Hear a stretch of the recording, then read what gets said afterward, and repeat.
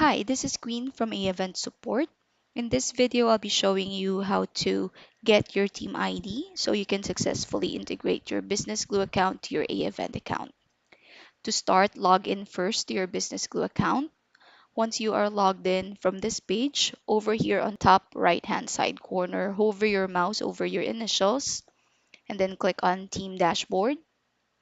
On the left-hand side menu, click on API and then click on Invite Users and then click on Invite with Custom.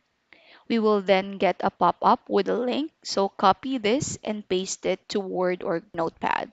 For the purposes of this video, I've pasted it on Notepad. And here, as you can see, I've highlighted a long set of characters.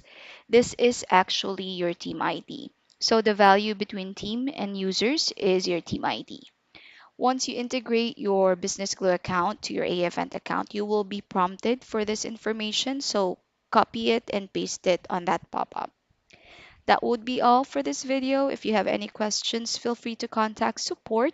And if you like this video, give it a thumbs up, leave us a comment below, and don't forget to subscribe to our channel so you'll get notified of our future video uploads. Thank you for watching.